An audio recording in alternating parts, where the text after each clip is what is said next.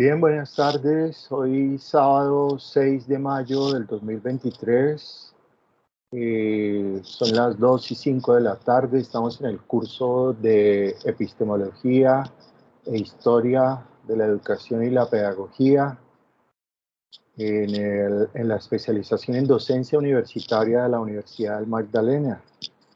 Ya en las primeras clases, esta es nuestra tercera clase, ya hemos podido aclarar qué es la epistemología y poder pues tener claro que se trata del conocimiento científico, que es un conocimiento distinto al conocimiento general, es distinto a las creencias ideológicas, es distinto a las cosmovisiones. Entonces, pues lo que se espera que hagamos los profesores universitarios es que llevemos a las aulas de clase más conocimientos científicos y en la menor medida de lo posible creencias ideológicas propias, sean religiosas, políticas o de cualquier otra índole. Porque con el conocimiento científico lo que se ha buscado es beneficiar a toda la humanidad. No quiere decir que el conocimiento científico sea perfecto, porque también tiene fallas, tiene deficiencias. Siempre está mejorando, está hecho de teorías, las teorías están hechas de conceptos, pero las teorías se pueden criticar. En el conocimiento científico no hay dogmas, en cambio en las creencias ideológicas, religiosas y políticas, pues sí hay dogmas. Hay fanatismos, hay fundamentalismos, ahí se llega incluso hasta la violencia. En el conocimiento científico, si se derrumba una teoría científica, pues no hay violencia, porque precisamente lo que se quiere es que lo que predomine, que lo que gane, que lo que sobresalga sea un conocimiento científico válido, confiable, reconocido por comunidades científicas, y que de esa manera pues las ciencias sigan avanzando, sigan mejorando. Entonces, en el conocimiento científico no hay dogmas, no hay fanatismos. Pues de todas maneras, pues sí hay científicos que no quieren desprenderse de sus teorías, pero si son tales las evidencias, pues definitivamente tienen que ceder a las nuevas teorías, a los nuevos conceptos. Vimos en nuestras dos clases anteriores que existen 6 posiciones epistemológicas principales, que son, uno, la posición epistemológica de la complementariedad compleja, sociocrítica y hermenéutica. Una segunda posición es la posición sociocrítica, una tercera la hermenéutica, una cuarta la posición de la posmodernidad, una quinta es la posición empírico-analítico-positivista, que es propia de las ciencias naturales. Allá sí se habla de experimentos, se habla de objetividad, se habla de hipótesis, se habla de verdades científicas de las ciencias naturales, pero en las ciencias sociales realmente no podemos hablar de objetividad, podemos hablar es de intersubjetividad, de construcción a través del diálogo intercultural, transdisciplinar, interdisciplinar. Entonces, pues en las ciencias sociales y en las humanidades, pues no podemos llevar las metodologías de las investigaciones de las ciencias naturales, porque no podemos experimentar con seres humanos, ni podemos hablar de objetividad, pues eso es propio de las ciencias naturales, la objetividad y los experimentos.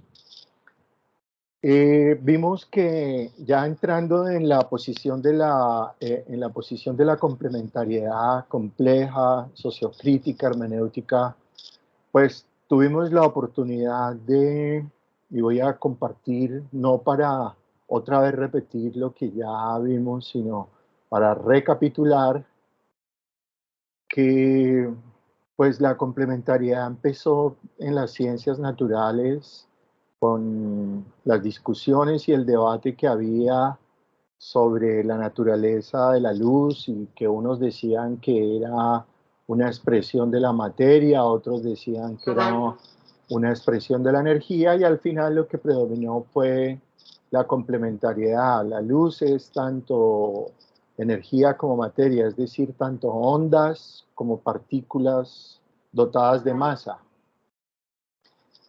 Y entonces, pues allí tuvimos la posibilidad de darnos cuenta en ese ejemplo de la luz que ahí había una dualidad, la dualidad onda-partícula. Se conoce en la historia de las ciencias como la dualidad onda-partícula, es una de las dualidades, pero hay muchas otras dualidades. Entonces, pues lo que se ha encontrado en la historia reciente es que muchas de esas dualidades no son contradictorias, sino que son complementarias. Se pueden unir, se puede tomar lo mejor de cada uno de los extremos de esas dualidades. Entonces se ha venido hablando de no dualidades, cuando se pueden armonizar, cuando se pueden unir, y se ha estado hablando de unidualidades. Entonces, pues en la última clase tuvimos la oportunidad de revisar algunas de esas dualidades. Y pues en este contexto de la docencia universitaria, pues también surge otra aparente dualidad que no lo es, la enseñanza y el aprendizaje. Entonces, la enseñanza y el aprendizaje no son contradictorios, no hay una persona que enseña y otra que aprende y andan en lucha, no. La, tanto profesores como estudiantes enseñamos y aprendemos.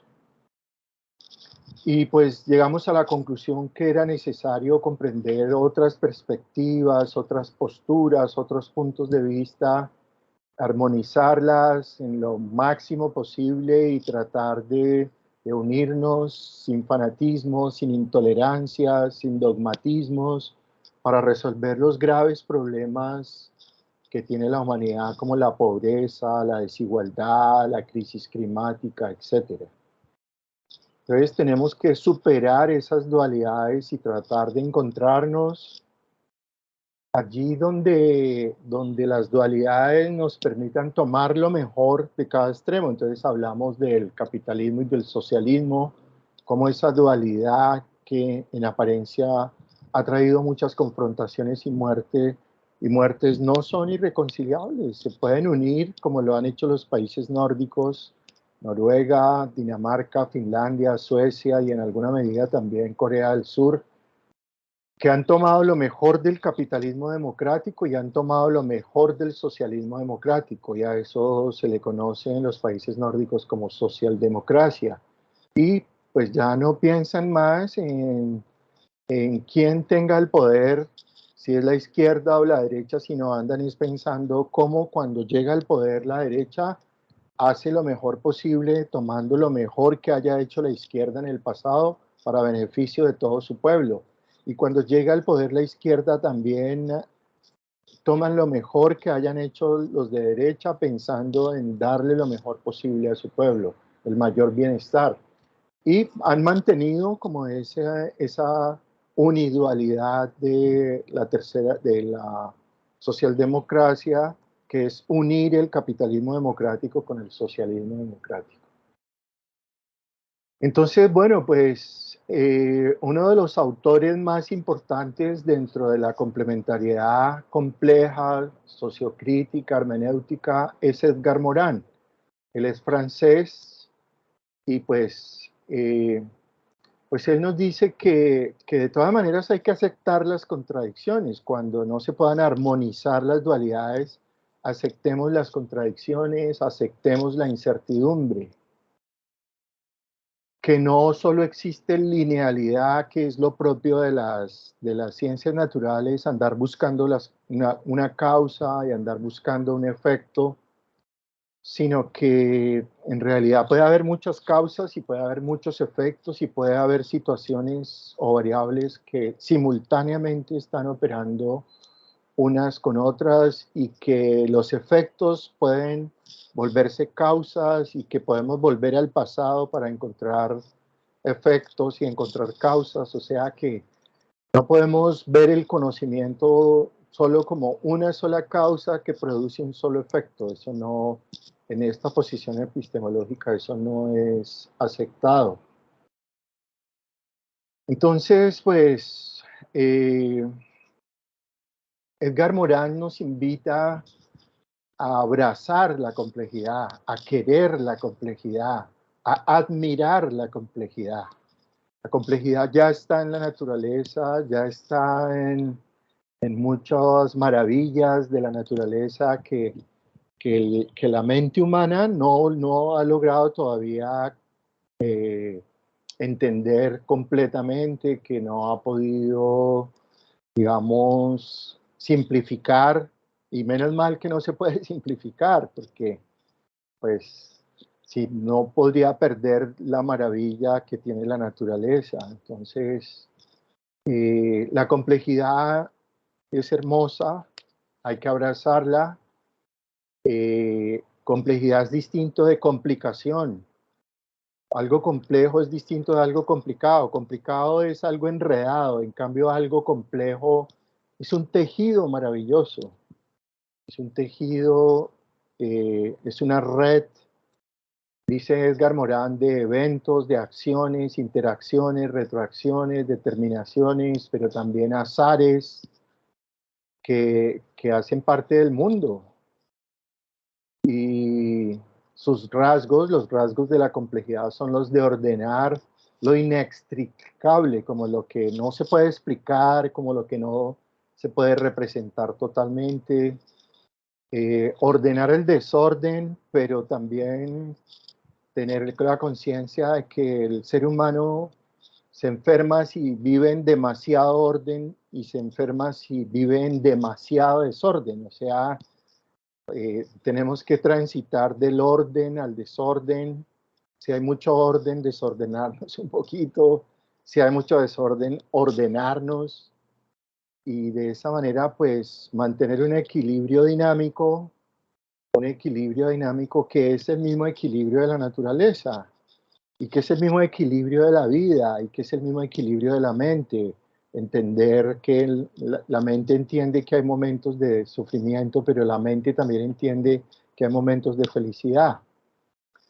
Superar también la ambigüedad, la incertidumbre, aceptarla y tratar de reducirla, y lograr una mayor comprensión, mayor inteligibilidad, es como mayor entendimiento, evitar los malos entendidos o lograr una mayor comprensión. Entonces, pues fíjense que entonces la complejidad ya está conectada con la comprensión, que es lo propio de la posición epistemológica hermenéutica. Entonces, ya ahí ya vamos viendo una primera conexión entre complementariedad compleja y hermenéutica, porque no podríamos abrazar la complejidad sin la comprensión, sin el entendimiento. Entonces, se necesitan ambas, se necesita comprender y a la vez aceptar y admirar la complejidad. Edgar Morin pues invita dentro de ese contexto a que aceptemos también la diversidad que existe en los sistemas, en las redes, en todo lo que ocurre a nuestro alrededor, o lo que ocurre dentro de las disciplinas del conocimiento y lo que ocurre dentro de las ciencias. Hay diversidad, hay conexiones, hay interdependencia, hay adaptabilidad. Esto de que hay propiedades emergentes, eso es una de las cosas más importantes de esta posición epistemológica. Para que entendamos un poco mejor esto de las propiedades emergentes, pensemos en dos ejemplos. Uno, por ejemplo, en la propiedad emergente de la humedad. La humedad. Entonces, para que haya humedad, se necesita una cierta cantidad de agua que se evapore. Porque si hay muy poquita agua, pues no emerge la humedad. O sea, por una sola gota de agua no hay humedad. Entonces, pues Eh, pero la humedad es una propiedad emergente del agua, pero que requiere que se cumplan unas ciertas condiciones de complejidad, o sea, muchas gotas de agua para que pueda emerger la humedad. ¿Es claro ese ejemplo? Yo creo que sí. Dale, Ángela, cuéntanos. No, estaba diciéndole, profe, que sí, claro, o sea, el ejemplo que nos pone. No se escucha bien, no te escuchamos bien, pero bueno, yo creo que sí es claro que la humedad es una propiedad emergente que requiere ciertas condiciones de complejidad para que haya humedad. Y un segundo ejemplo, también muy contundente, son los latidos de nuestro corazón. Son propiedades emergentes. Los latidos son propiedades emergentes de un tejido, o sea, de un conjunto de células que, que reciben oxígeno a través de los pulmones, reciben sangre y la bombean y vuelven y reciben y vuelven y bombean y en cada latido pues se transporta oxígeno a través de la sangre, pero se transportan también nutrientes, se transporta agua. Entonces es lo que facilita la vida, o sea, la vida es una propiedad emergente. Los latidos del corazón son una propiedad emergente, es una propiedad emergente de las células del corazón. El corazón es algo complejo, es un órgano complejo. Entonces, para que pueda ocurrir los latidos, o sea, esas propiedades emergentes que nos permiten la vida a los seres humanos, se necesita que se cumplan unas condiciones de complejidad en ese órgano para que pueda mantenerse la vida. Por supuesto, también el cerebro es un órgano de alta complejidad y bueno, no sé, que las propiedades emergentes del cerebro pueden, pues no sé, pueden ser los pensamientos, son propiedades emergentes del cerebro.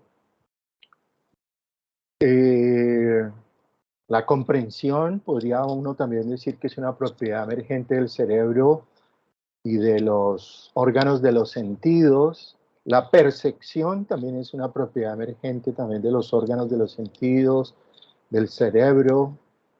Entonces, pues quisiera destacar dentro de esta posición epistemológica ese tema de las propiedades emergentes.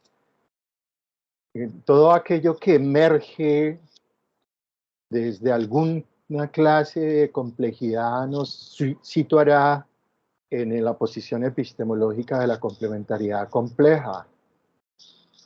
Entonces, pues hay muchas investigaciones hoy que andan de manera acertada buscando propiedades emergentes en muchos temas, buscando propiedades emergentes del corazón de las ballenas. Entonces hay equipos de investigadores que se van al mar y hacen registros del corazón de las ballenas porque es el mamífero parecido a nosotros que también somos mamíferos con el corazón más grande.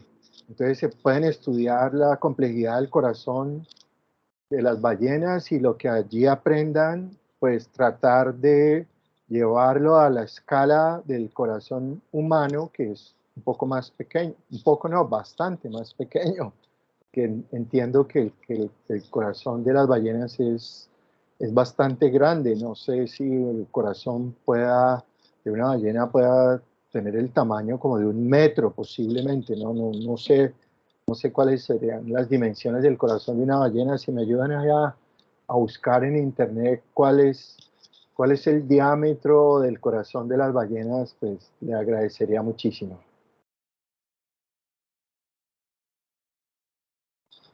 Bien, Profe, bueno, por acá me apareció que en cuanto a peso, son 180 kilos que pesa el corazón de una ballena. solo el corazón. O Sí, toda señor, 180 kilos. sí, porque una ballena puede llegar a pesar cientos de kilogramos o que, no sé, estoy especulando yo de eso, no sé. Bueno, ya Es vamos. peso. Y el tamaño, el diámetro,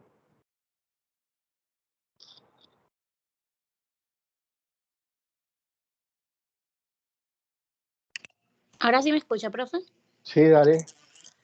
Aquí dice que 1.2 metros de ancho, más o menos.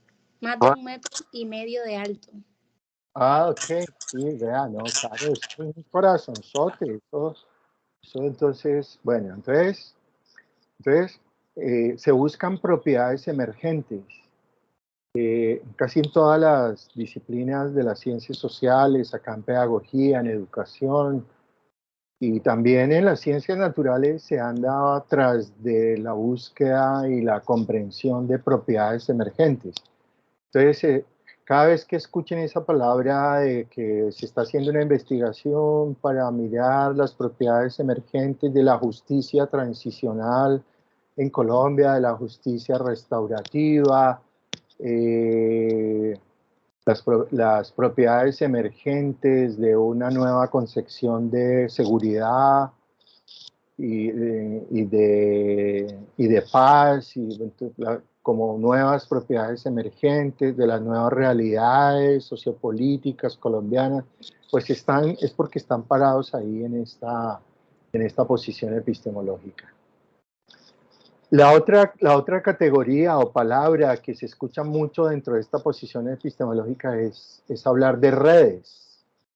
Redes, no, pues también se habla de sistemas, pero en esta posición epistemológica como que lo que predomina son las redes y también mundos, los mundos, unos pequeños, otros más grandes, pues mundos individuales, mundos colectivos, mundos grupales, mundos étnicos, mundos ancestrales, mundos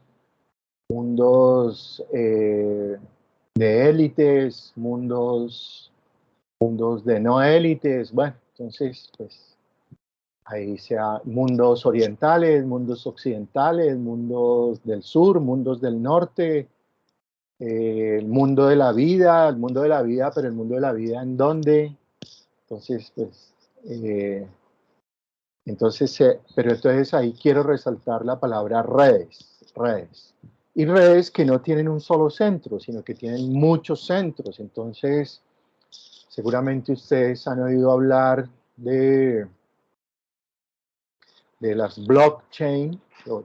Alguien que me ayude a escribir esas dos palabras en el chat, blockchain. Como cadenas de bloques, son cadenas de computadores interconectados que están en distintos países del mundo, y entonces gracias a esa tecnología pues se creó el mercado de las criptomonedas, o también gracias a esa tecnología blockchain de muchos computadores conectados en distintas partes del mundo fue que se llegó a tomar fotografías de los agujeros negros del Sol.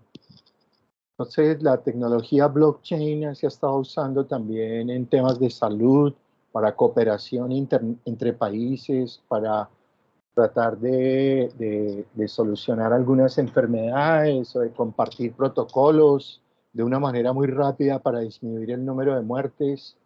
Entonces, son tecnologías blockchain. Entonces, son redes. La tecnología blockchain son redes de computadores, cadenas de computadores. Y pues ya hemos visto que pues lo que se busca es que se abandonen las tribus disciplinarias, que se abandone esa arrogancia de que los ingenieros somos los que más sabemos y los demás no saben nada, o que los médicos somos los que más sabemos y los demás no saben nada, o cualquier disciplina que se sienta superior a las demás. Gracias, Luz Estefanía, que escribiste blockchain. Esas son redes de computadores, cadenas de computadores en distintos lugares del planeta, cooperando con información, colaborando con información para distintas finalidades.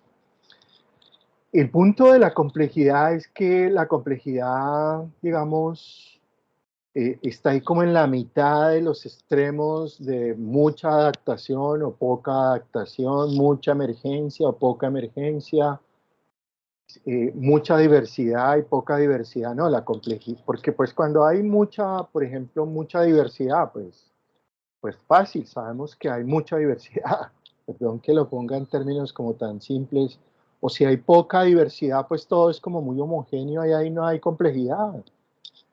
O si hay mucha adaptabilidad, pues listo, hay mucha adaptabilidad, no hay problema. O si hay muy poquita adaptabilidad, pues uno dice, bueno, pues acá hay desadaptación y se especifica el fenómeno del que se quiera obtener algún conocimiento de manera fácil cuando está en los extremos, pero cuando está en la mitad, cuando la adaptabilidad es mediana y la diversidad es como que sí hay, como que no hay, como que está ahí en la mitad, como que la interacción, como que sí hay interacción, como que no hay interacción, como que sí hay variabilidad, pero disminuye la variabilidad, como que hay una mediana variabilidad, pues ahí hay más complejidad. Entonces, cuando los fenómenos están ahí como en la mitad y no están en los extremos.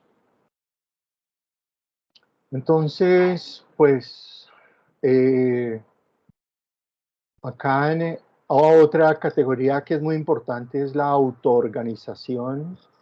Entonces, ustedes todos sabemos que la vida, la naturaleza, ella misma se va como autorregulando, autoorganizando, autoconformando. Todos sabemos que a través de la autopoiesis es que la unión de la célula sexual masculina y femenina forma el blastocito, pero a través de la autopoiesis el blastocito genera nuevas células que se convierten en mórula y luego la mórula se convierte en un embrión y luego el embrión crece y ya entonces no le llamamos embrión sino le llamamos feto. Y el feto entonces sigue evolucionando hasta que se convierte en un neonato, un recién nacido, un bebé. Entonces, pues hay autoorganización y en esos procesos, pues la naturaleza misma es la que se autoorganiza, autorregula y lleva a unos resultados maravillosos, un nuevo ser humano, un bebecito, una bebecita. Entonces pues eso es algo maravilloso que surge de la complejidad. Entonces pues estos temas pues han dado origen a una serie de teorías que vienen desarrollándose, como la teoría de juegos, la teoría de redes, la teología del comportamiento colectivo, la teoría de la evolución y la adaptación, la teoría de la formación de patrones, la teoría de sistemas. Y ahí ven ustedes en esta gráfica que se están destacando dos categorías principales que son las propiedades emergentes a gran escala y la autoorganización a través del tiempo. O sea, como que esta posición epistemológica dice, sí, venga, bienvenida a las propiedades emergentes. No sabremos exactamente cuáles van a ser, pero esperemos que, que lleguen esas propiedades emergentes para ver qué bienes nos traen y qué retos nos traen. Por ejemplo, ahora la inteligencia artificial es una propiedad emergente y es una propiedad emergente que hay gente que pues estamos maravillados y ya la estamos usando, pero hay otras personas que están llenas de miedo, entonces, de miedo y de pesimismos. Entonces, pues bueno, pues eso pasa con todas las propiedades emergentes. Pues pasó cuando el ser humano produjo la primera revolución industrial, que fue la del vapor. Entonces había gente que le tenía miedo al vapor y otra gente que le decía, no, venga, utilicemos el vapor. Luego pasó con la electricidad, todavía hay gente que le tiene mucho miedo a la electricidad y otra gente que dice, no, venga, utilicemos la electricidad para que tengamos más calidad de vida.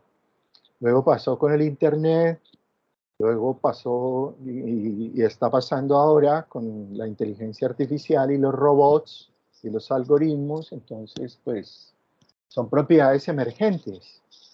pero pues hay muchas voces, ¿no? Hay voces que dicen, no, esto es una transformación tremenda la que va a traernos la inteligencia artificial y va a ser para bien, dicen muchos, y otros también dicen, no, nos va a traer muchos males. Pues bueno, pues mientras se va desarrollando esa propiedad emergente de la inteligencia artificial, pues iremos mirando qué bienes nos traen, qué males nos traen y nos vamos adaptando.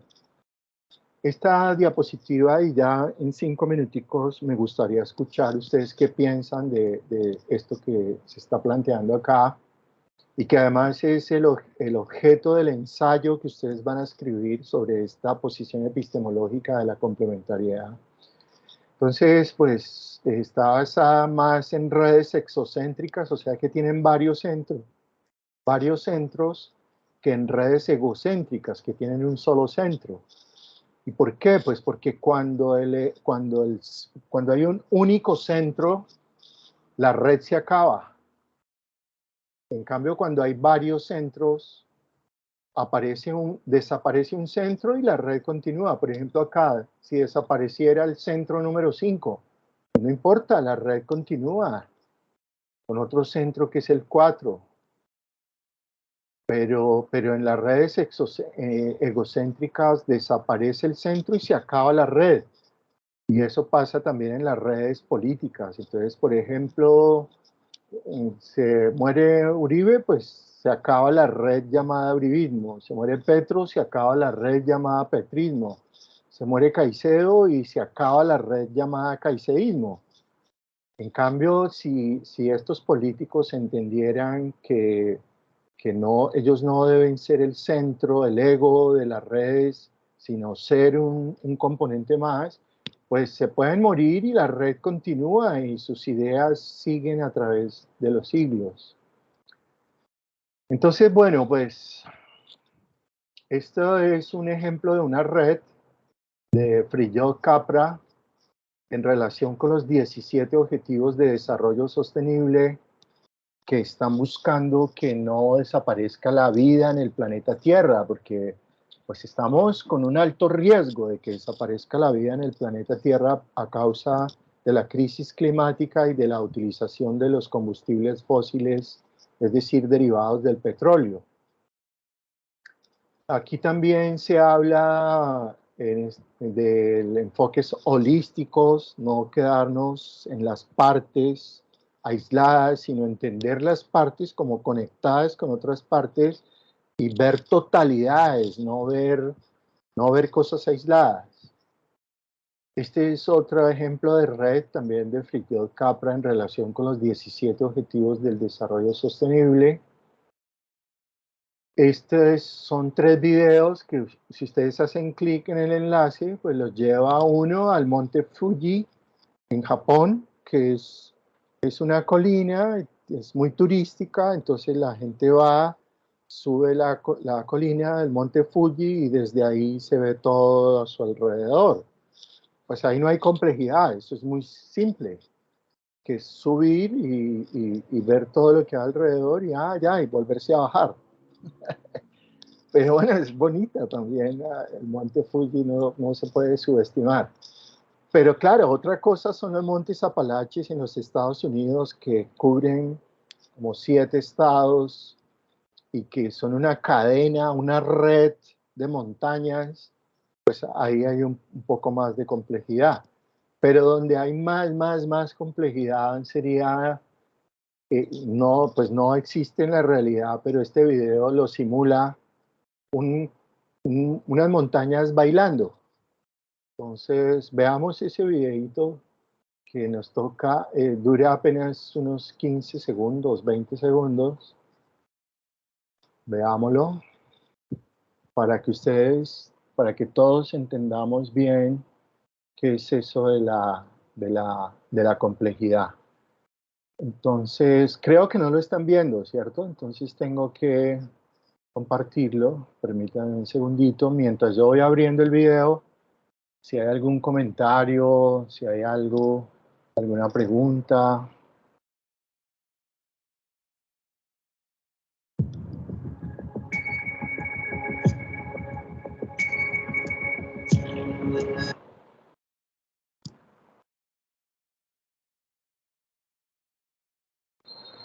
Entonces, a continuación, vamos a ver un grupo de montañas bailando. Bueno, creo que me toca otra vez volver a hacer clic porque se me fue a otro video.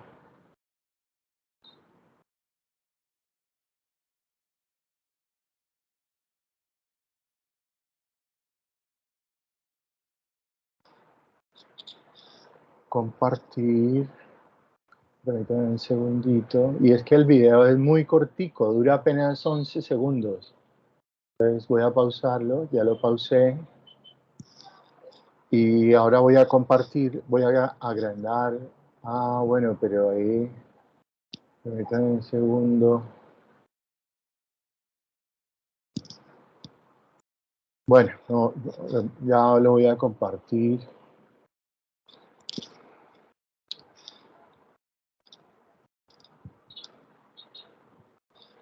Listos, listos, dura 11 segundos, entonces mucha atención. ¿Alguien que me confirme que ya lo está viendo? Sí, profe, ya se ve. Ok, listo, gracias. Entonces dura 11 segundos, ahí va.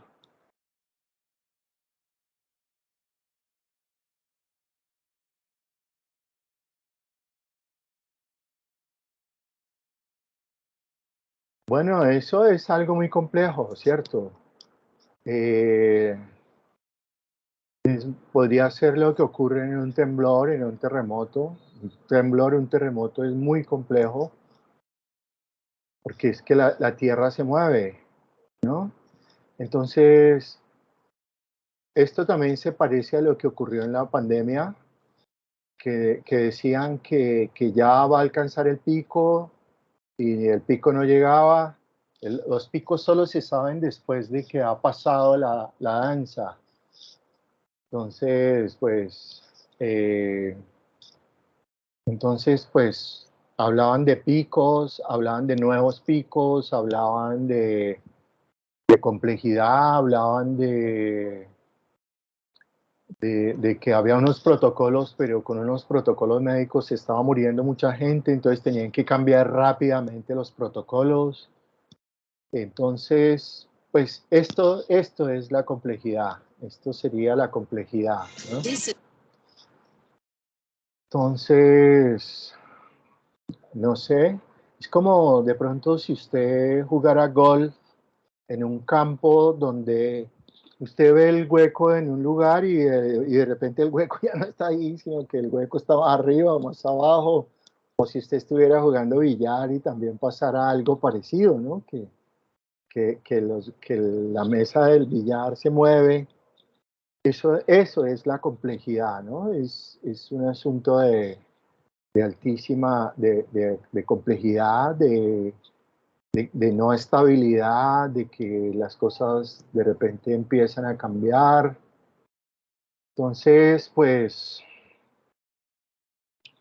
ya creo que con este ejemplo está claro lo que es la complejidad, que era lo que buscaba con estos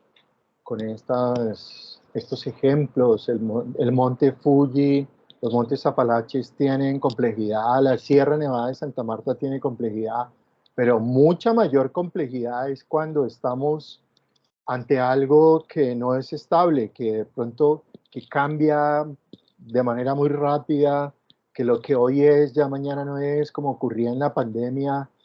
La pandemia es un fenómeno muy complejo, las guerras, un paciente en urgencias, no sé, ¿qué otros ejemplos me pueden ustedes ayudar a traer sobre ejemplos de complejidad?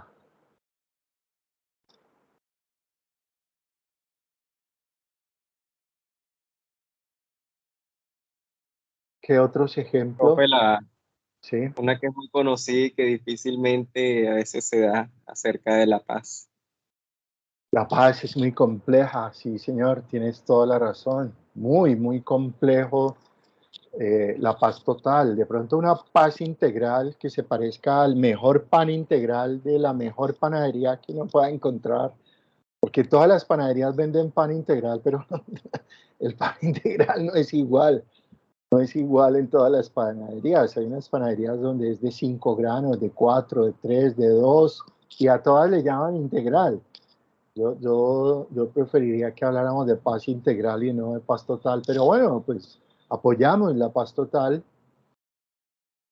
pensando en que se logre la mayor paz posible, pero eso es muy cambiante. Unos días que sí va a haber paz, otros días que no, que va a haber unos días que va a haber cese bilateral, otros días que no, y unos días se compone algo, pero al mismo tiempo se descompone otra cosa. Es también como la vida nuestra, la de cada uno de nosotros, que hay unos días que uno la salud física la tiene bien, y funciona dentro de la normalidad, pero hay épocas donde se te descompone la relación afectiva, se te descompone la salud física, andas con unos pensamientos de preocupación, de angustia, entonces, y se te arregla una cosa y se te desarregla otra, es complejo.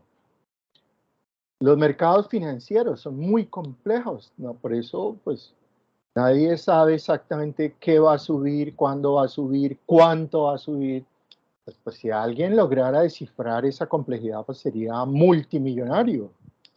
Entonces es muy complejo y lo único que uno puede hacer es como ganarle algunos dolaritos o pesitos a ese mundo tan complejo de los mercados financieros.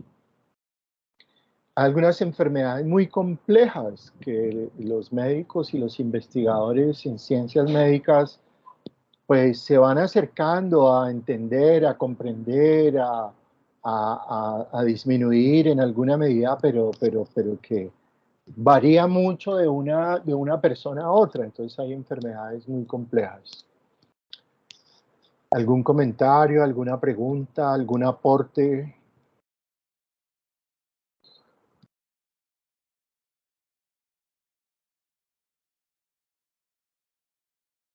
Profe, Bueno, pues queda- también pienso de que complejidad es también de cómo los padres educan a los hijos. Pienso que también es un proceso complejo a lo largo de la vida, porque como eso también repercute a medida que va creciendo el niño, ya cuando sea un adolescente tiene mucho que ver como tal esa educación que nos dieron los padres de niñez cuando ya es adolescente o adulto. Sí, Ana Carolina, tienes toda la razón. Además que hay unas metas, ¿no? Hay unos objetivos. Tú quieres que tus hijos sean autónomos, sean responsables, sean solidarios, tengan valores éticos y morales.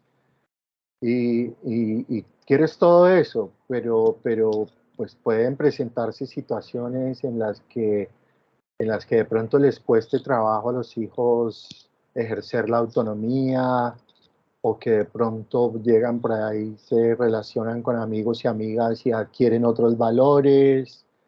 Entonces, pues necesariamente tú, como mamá o como papá, pues, y yo, pues uno da lo mejor para que ocurra el mejor resultado, pero tiene que aceptar que es tan complejo que pueden haber muchas desviaciones, muchas distorsiones. Tú quieres que tu hijo o tu hija no sea grosera ni grosero, y crecen y ya los escuchas siendo vulgares y groseros y groseros. Pues, pues hay cosas que se logran y otras que no, debido a esa complejidad, ¿no?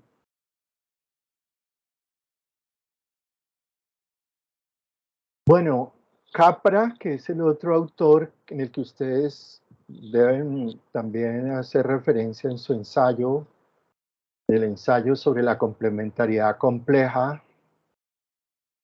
Capra es un personaje muy interesante porque él es un científico, pero a la vez es místico, o si no es místico, es espiritual.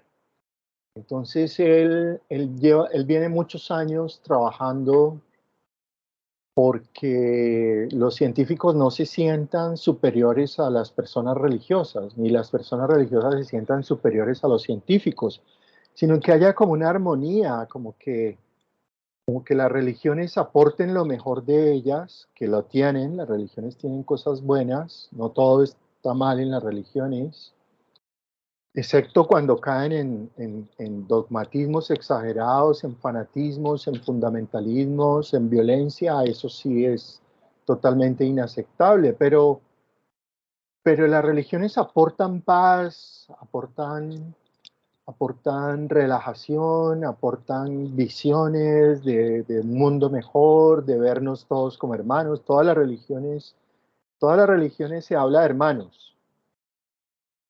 En todas las religiones se pueden enviar bendiciones. Inclusive un ateo también te puede decir bendiciones. Que bendiciones quiere decir es te envío lo más bueno. Te envío lo más bueno, bendición, buena dicción, buena dicción. Buena dicción es buena expresión, buenas palabras. Te envío buenas palabras. Te envío buenos deseos. Eso es lo que quiere decir bendiciones. Buenos deseos. Entonces, eso no es propio del cristianismo o del catolicismo, sino que en todas las religiones se envían buenos deseos. Y un ateo también te puede enviar buenos deseos, ¿por qué no? También, claro. Entonces, pues Frillo Capra, él hizo una película que ustedes pueden ver en el canal, mi canal de YouTube se llama Jairo Sánchez.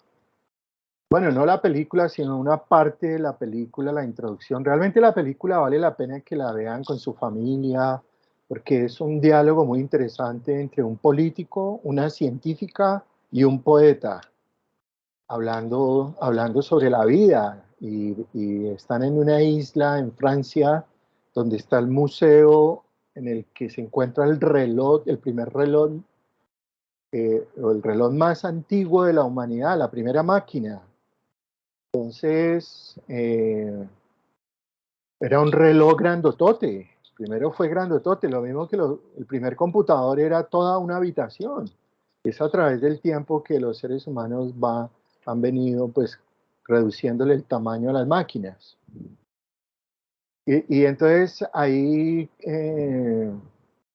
Capra, esa es una película sobre la mente, sobre el conocimiento humano, visto desde tres perspectivas, la de un político, una científica y un poeta. Realmente es muy bonita esa película y vale la pena que la vean. Acá también pues, se habla de configuraciones abstractas, así como vimos unas montañas bailando, que pues, creo que uno no lo va a ver en la realidad, a no ser que haya un terremoto muy grande. Pues hay una serie de configuraciones abstractas que se llaman fractales, que son como esquemas que se repiten. Son los fractales. Se van repitiendo, pero tú no sabes a dónde van a llegar o en qué van a terminar. El mejor ejemplo es la lava de los volcanes, que sale de la montaña del volcán y va cayendo, pero y se parecen, pero a la vez es distinto. Entonces, cuando sale de la boca del volcán, pues sale en forma de fuego, de material fundido, y cuando cae y como se va enfriando, entonces se va solidificando. Entonces lo que sale de arriba de la montaña del volcán es distinto a lo que llega allá al suelo en forma de lava o de material volcánico, no sé cómo se llamará. Entonces, ahí ocurren una serie de repeticiones que van cambiando. No sé cuál otro ejemplo de fractal, cuál podría ser un fractal. Son como patrones, pero que van cambiando. No se quedan quietos. Haz de cuenta que te compras una camiseta. Bueno, esta camiseta pues, que yo tengo puesta en este momento tiene unos cuadraditos que quizá ustedes no alcancen a ver y se repiten. Pero si además de cuadraditos tuviéramos triángulos, rectángulos, círculos, y que empiezan a repetirse, pero no solo que se repite el diseño, sino que el diseño cambia, pues eso no va a ocurrir en una camiseta, por supuesto, pero por ejemplo en una sala de cine, que sí puede ir cambiando los patrones, o en una discoteca si colocan un bombillo de luces, y cada 10 segundos o cada minuto cambia el movimiento y la forma de las luces, eso es un fractal. Dale, Ana Carolina, adelante, por favor, gracias. Profe, ya que está hablando de las cuestiones fractales, podríamos decir que las nubes también harían parte de esa parte fractal, porque ellas están en movimiento y ellas pueden que hagan una figura y a medida que van moviéndose, pues cambia esa figura. Así es, gracias Ana Carolina, ese es un ejemplo maravilloso. Y es un ejemplo Profe, que nos... interrumpa. ¿Sí? ¿Cómo? ¿Usted está compartiendo una diapositiva? Qué pena. No, en este momento no estoy compartiendo. Ok, pensé que era que no se me veía a mí. Gracias, profe. Esto que dice Ana Carolina de las nubes nos permite diferenciar la posición epistemológica empírico-analítico-positivista de las ciencias naturales, que es mecanicista, o sea, es de máquinas, mecanicista es de máquinas, y eso también quisieron llevarlo a la educación, que la educación funcionara como un reloj, como una máquina, los pupitres siempre en filas y en columnas, los estudiantes iguales, todos con el mismo uniforme, una educación mecanicista, de forma de máquinas, ¿no? O la figura de esta posición epistemológica es la de las nubes. Entonces es una educación que se parece a las nubes. Claro, tú planeas las clases, yo las planifico, pero si la clase se va por un camino distinto de lo que planifiqué, no importa, me quedo tranquilo, porque lo importante es que dialoguemos, que aprendamos, que entendamos, que comprendamos, que crezcamos. No es simplemente, ya, voy y desarrollo mis contenidos y que me paguen mi sueldo, la hora que me vayan el valor de la hora que me van a pagar, y no me importa qué pasó en mis estudiantes. No, no puede ser. Entonces sí es, y en general en todas las disciplinas, pues adoptar esta posición de la complementariedad compleja es uno andar pensando que lo que uno todos los días hace se parece a las nubes. Entonces, si eres un médico, pues un médico o una médica, pues llega y lo que va a encontrar son nubes, nubes claras, nubarrones, casos muy complicados, casos sencillos. Es una nube.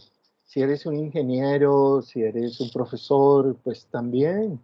No vas a encontrar que hoy va a ser igual a ayer, o sales de un curso donde dictas una materia y vas a otro grupo donde dictas la misma materia en el mismo nivel y la clase te sale distinta, totalmente distinta, ¿sí o no?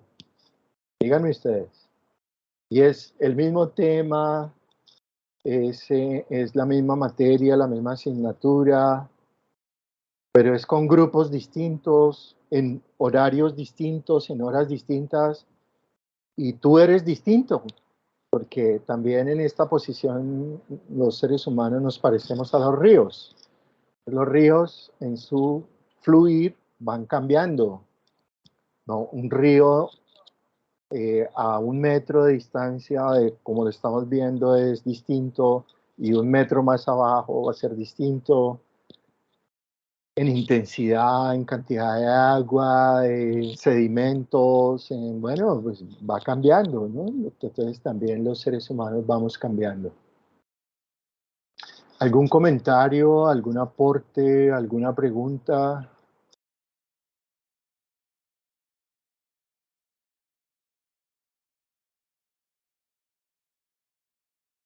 Bueno, entonces ya vamos a terminar. Entonces, pues aquí vamos a introducir el elemento sociocrítico. Y entonces, pues Pues ya introdujimos el elemento hermenéutico, que es el de la comprensión, el del entendimiento.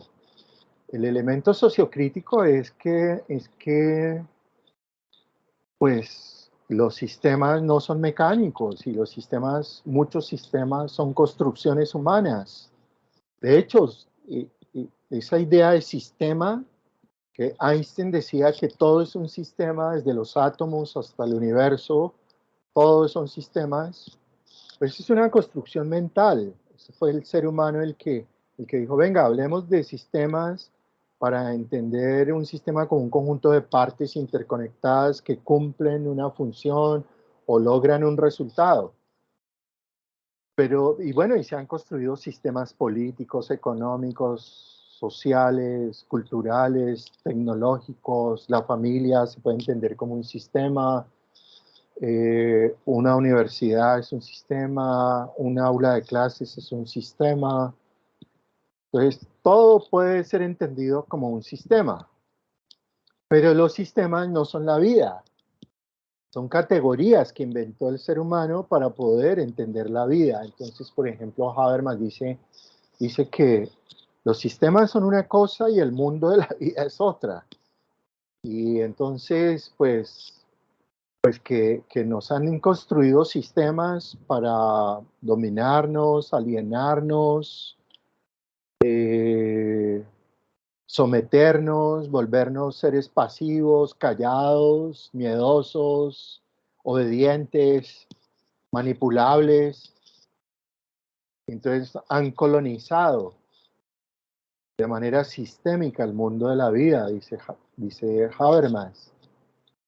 Y dice que todo este desarrollo científico y tecnológico ha sido un proceso de colonización mental que nos ha llevado a que seamos más consumidores que seres humanos y que creamos que la felicidad está en ganar plata y consumir, comprar cosas, trabajar para salir a comprar, volver a las pantallas que nos dicen que compren más, compre.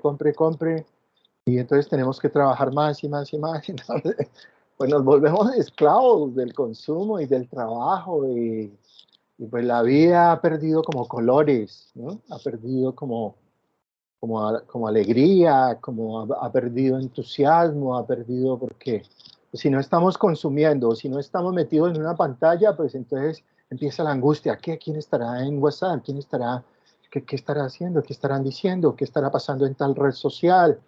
Entonces, pues eso nos ha afectado de manera muy grave, pero como todo no es que sea malo, no es malo en términos absolutos, pues también el conocimiento científico y el desarrollo tecnológico nos han traído muchos bienes, mucha calidad de vida, mucha comodidad, muchas posibilidades de realizarnos, de ser felices, de progresar.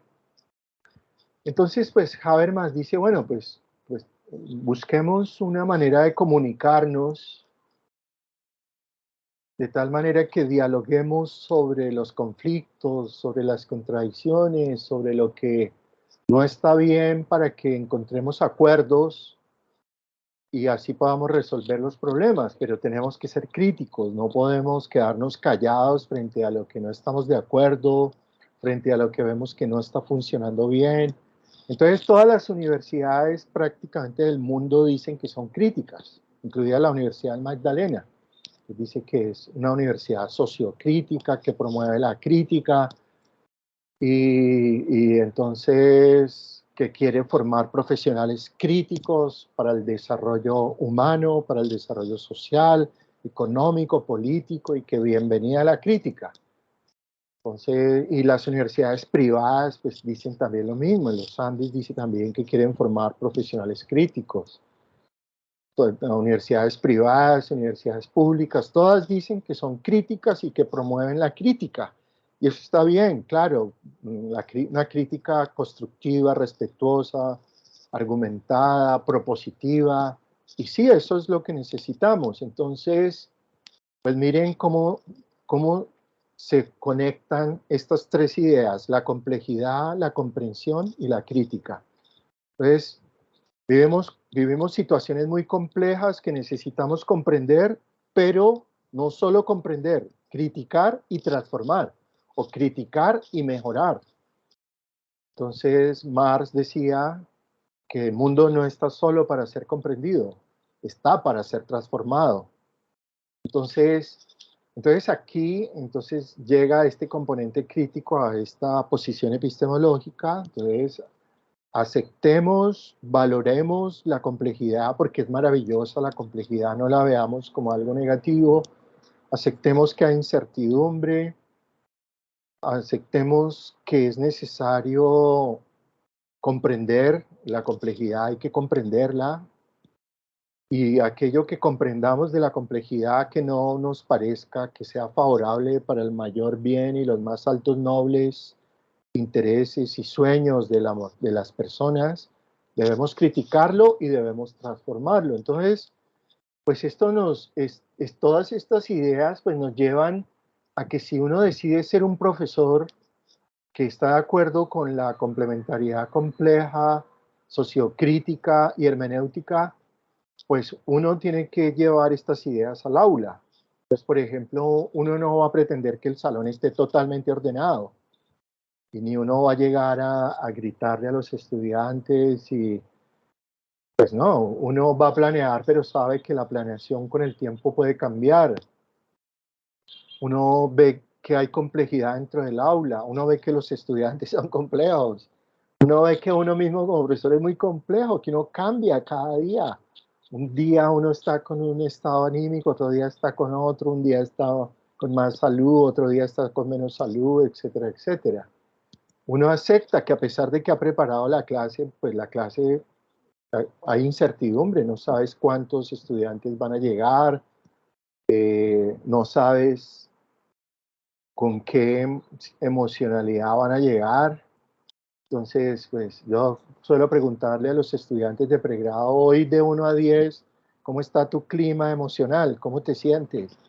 Y es muy chévere porque si algún estudiante te dice que de 1 a 10 está en 1 o está en 2 o está en 3, pues uno al final de la clase uno no lo deja ir, uno le dice, oye, ven para acá, hablemos, ¿cómo así que estás en 1?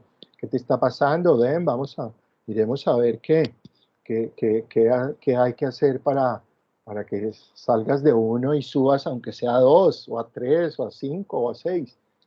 Muy chévere cuando los estudiantes te dicen que están en 9, en 10, y uno también les dice, bueno, hoy yo estoy en 9, la semana pasada estaba como en 6, pero esta semana estoy mejor. Entonces, sí ven que uno también es muy dinámico. Adelante, Luis, por favor. Perdona que no te había dado la palabra antes. No, tranquilo, profe. No, pues ahora que usted comenta, que comentó ahora último, que la complejidad pues no la debemos ver como algo negativo. Y pues dando mi punto de vista con respecto a esto, la verdad es que no, porque de una u otra forma nos desafía para demostrar nosotros de que estamos hechos también. El enfrentar nuevos retos, nuevos desafíos en el diario, es una oportunidad de seguir creciendo, seguir mejorando. Entonces, pues, no hay que verla del todo negativo, porque en sí no lo es, sino saber manejar las situaciones que se nos presentan, e incluso mirar qué alternativas, qué estrategias puedo implementar para poder cumplir los objetivos y las metas que pues uno se ha propuesto para dicha situación. Así es, tienes toda la razón. Lo que hicimos en pandemia, ¿no? En pandemia, pues sí, era muy complejo, no podíamos salir, pero entonces nos buscábamos adaptación. Hubo unos días de pandemia que fueron maravillosos porque pudimos pasarla bien con nuestros familiares. Hubo otros días que fueron difíciles porque habían distintos malestares concentrados en un mismo lugar. Hubo momentos muy duros por la muerte de algún pariente. Hubo momentos de alegría porque algún pariente que tuvo COVID lo superó. Y entonces, sí, lo que tú dices, la complejidad nos desafía. Y eso es lo mejor que podemos hacer los profesores, es desafiar a nuestros estudiantes. Desafiarlos a que escriban un ensayo sobre la complementariedad epistémica, compleja, sociocrítica, hermenéutica. Desafiarlos a que hagan un video, un infograma de metodología, de pedagogías basadas en investigación. Desafiarlos a que participen en un foro, a que busquen artículos científicos, tesis doctorales. Desafiar para ganar. No es desafiar para decirle a los estudiantes que ustedes no hacen las cosas bien. No, porque uno los desafía y qué sorpresas tan buenas que uno se lleva, porque los estudiantes tienen un gran espíritu de superación y aceptan el desafío y lo sorprenden a uno con unos trabajos, con unas evaluaciones maravillosas.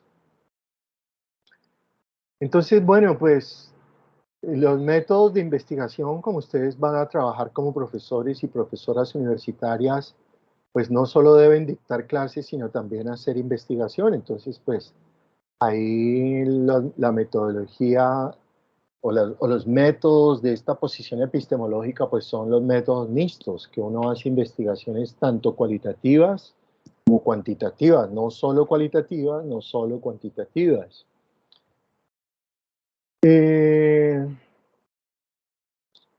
Yo le pregunté a la inteligencia artificial porque tenía la duda, yo no sabía tanto de qué métodos se utilizan en la complementariedad.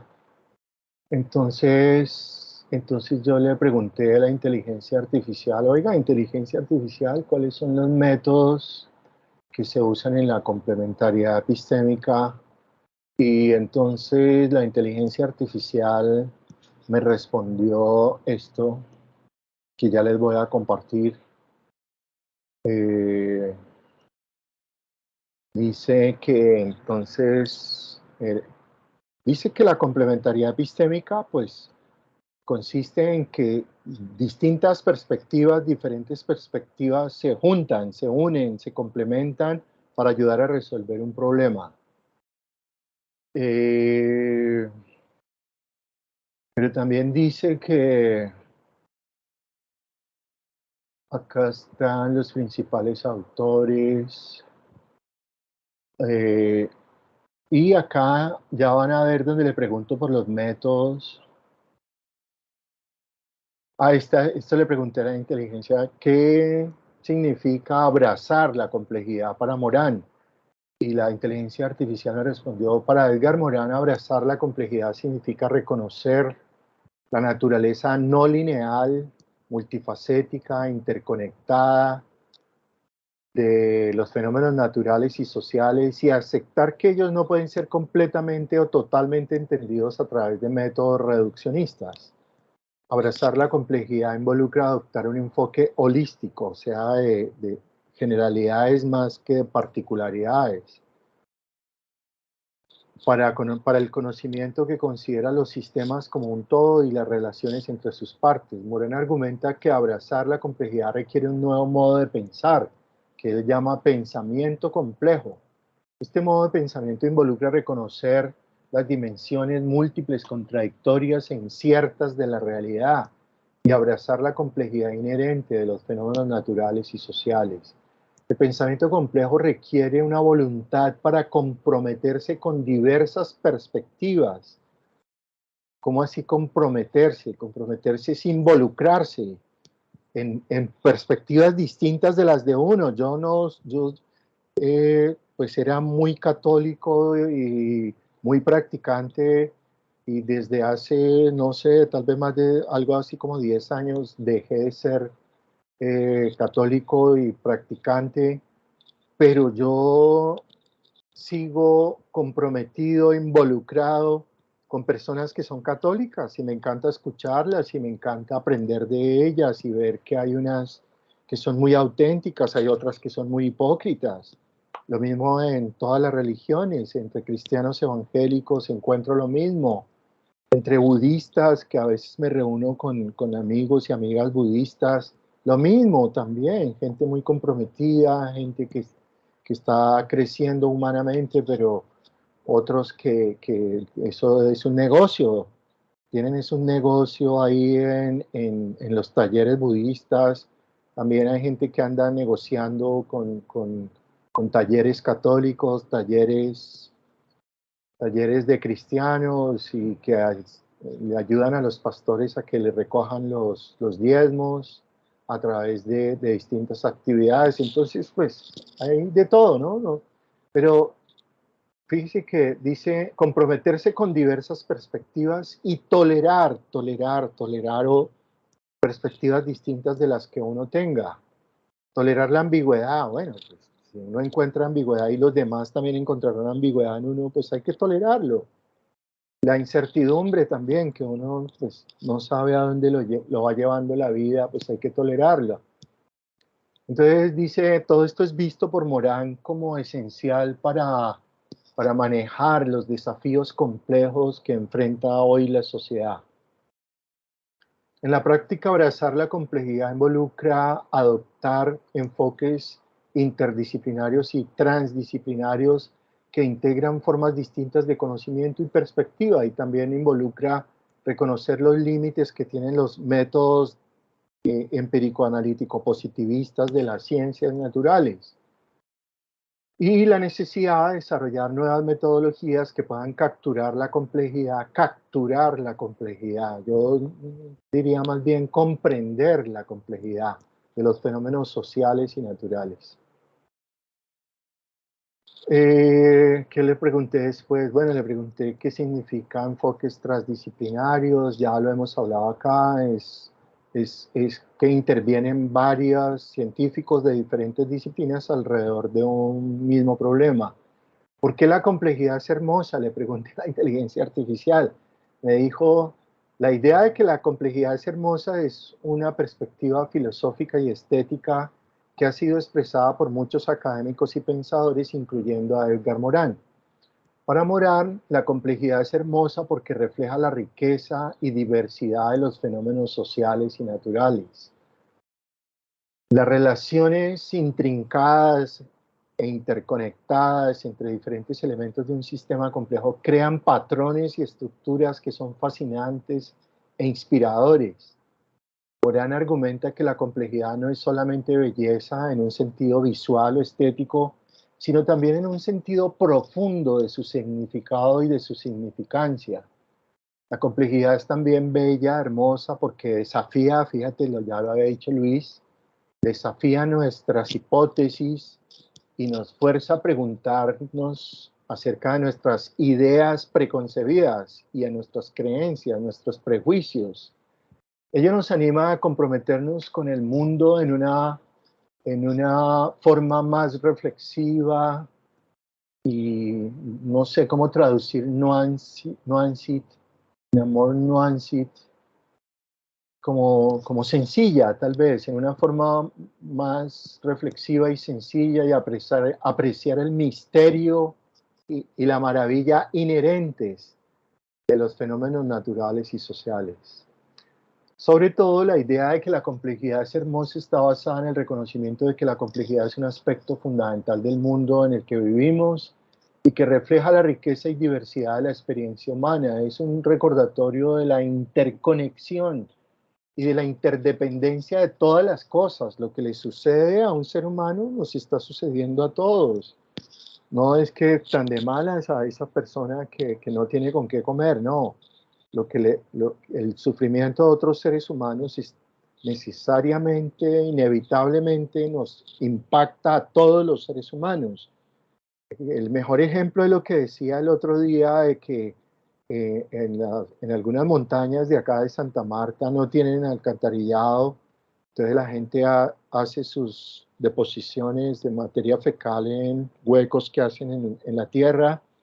Cuando llueve, pues el agua baja por esas montañas a las avenidas de Santa Marta, y entonces pues en la materia fecal hay organismos patógenos que cuando el agua por el efecto del calor se evapora, pues todos respiramos Y entonces, pues, ahí entonces nos enfermamos independientemente de si vas en una Toyota o de si vas en una bicicleta o vas a pie, pues el aire es muy democrático, todos respiramos el mismo aire. Entonces, el aire que respiramos es igual para todos y pues nos afecta a todos. Es como el ejemplo más claro de que todos estamos interconectados, somos interdependientes. Entonces, y nada de que a mí no me importa que haya gente que esté sintiendo hambre, no, debe importarme. Nada de que a mí, yo no tengo nada que ver con que la gente no se eduque, sí debe importarme, porque mientras más gente se eduque y con mayor calidad, pues todos vamos a vivir mejor.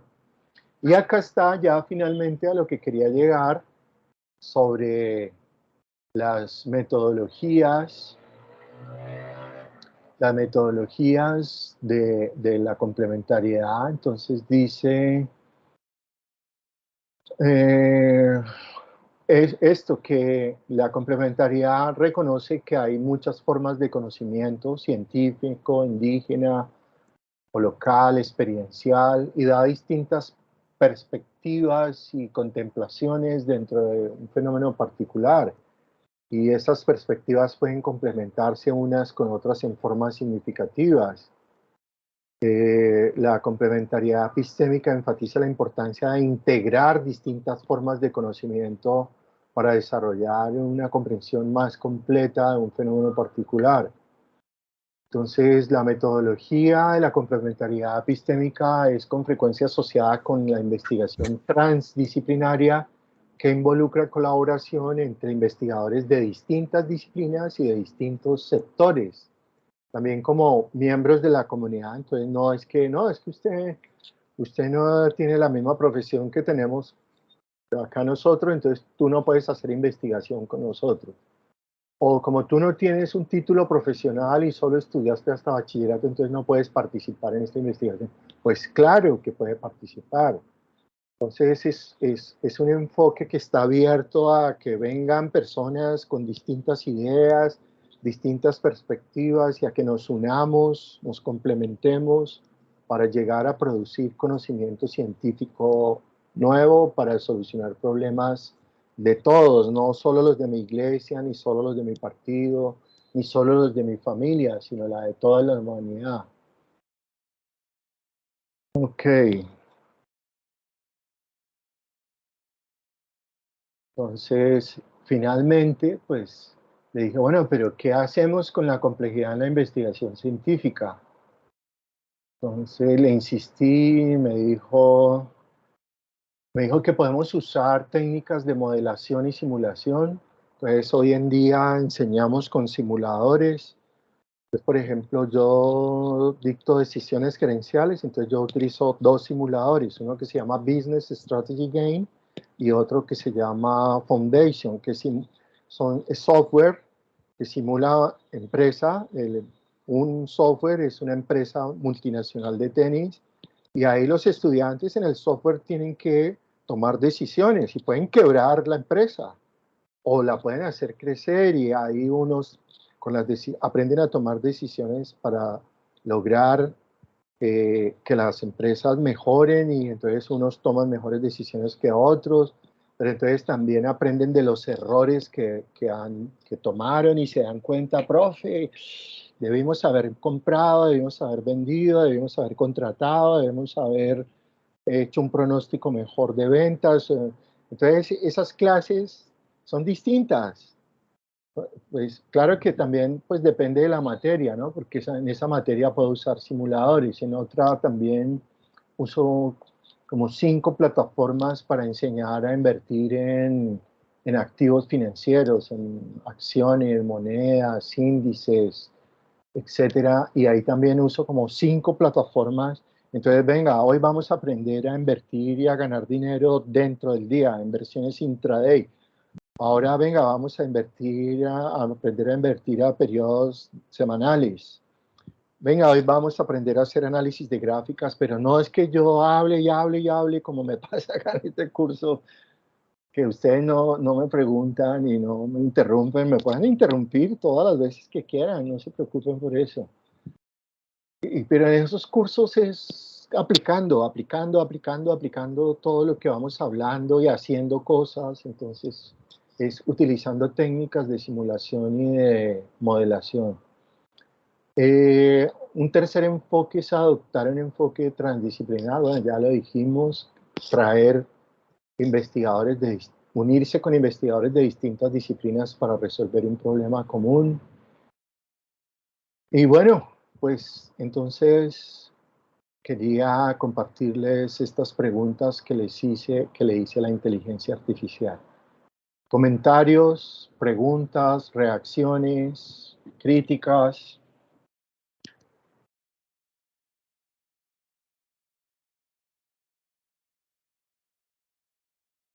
Oh, muy bien. Dale, Marta.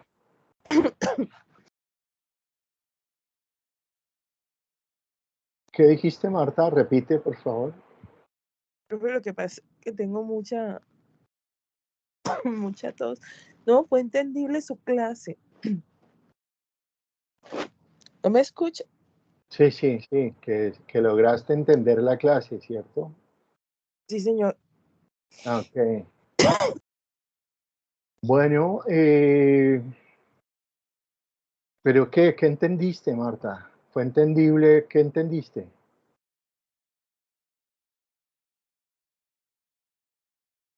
Complementariedad compleja, lo sociocrítico, elementos sociocríticos, método de la metodología de las posiciones epistemológicas, así. Usted hablaba también de nuevamente estaba hablando de la dualidad, que es la complementación, son de complementación. Sí.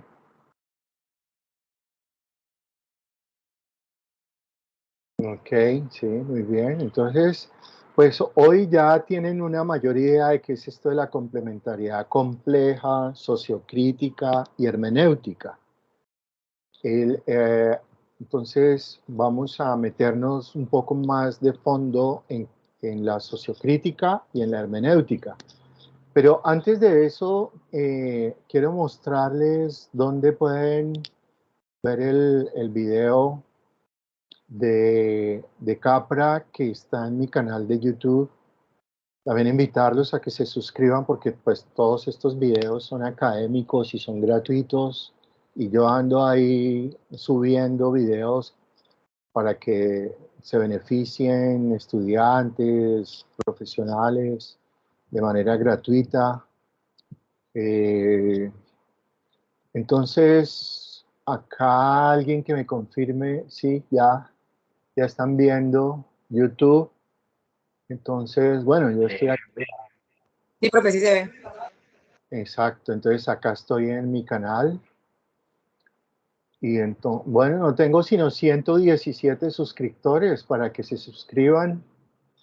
Y Pero debe mandar el enlace. el enlace, no, pues es fácil, buscas Jairo Sánchez canal o buscas, por ejemplo, el video que es importante para su ensayo. Se llama, inclusive creo que es el video que más vistas tienen como 400 y pico de vistas. Permítanme un segundito que no lo estoy viendo.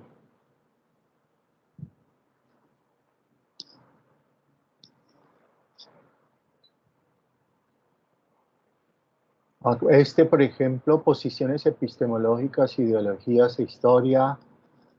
Este le sirve para esta clase.